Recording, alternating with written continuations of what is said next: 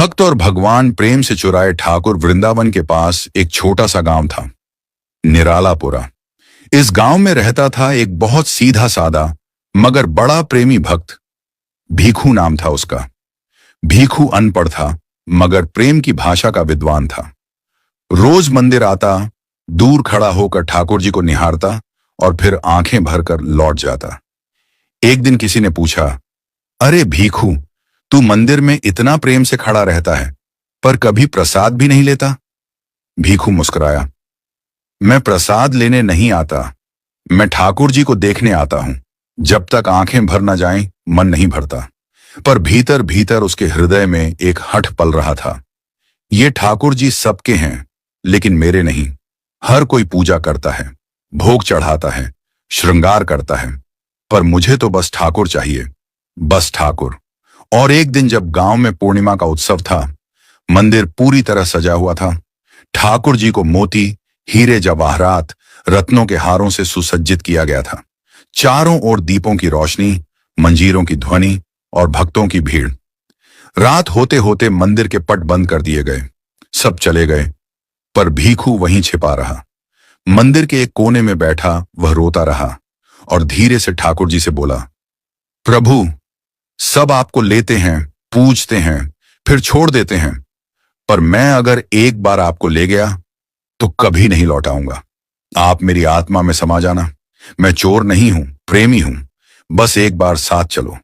भीखू ने आगे बढ़कर वह पूरी मूर्ति गहनों समेत धीरे से अपनी बोरी में रखा, कंधे पर लाद कर मंदिर से बाहर निकला।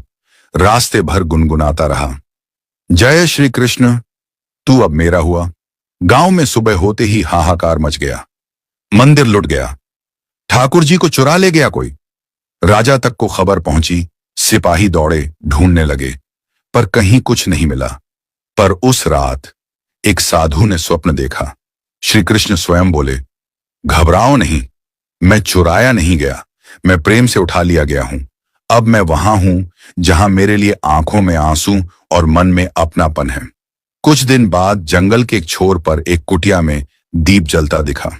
सिपाही वहां पहुंचे तो देखा भीखू ठाकुर जी को झूठ की बनी झूली में झुला रहा था, गहनों को मिट्टी के दीप से रगड़ रगड़ कर साफ कर रहा था और गा रहा था, हे नंदलाल, अब तू मेरा है, ना राजा तेरा ना रत्न, अब तू मेरे झोपड़े का दीपक है। सिपाही भी देखकर रो पड़े। राजा स्वयं आया और पूछा, भीखू, तूने मूर्ति चुराई है, ये अपराध है।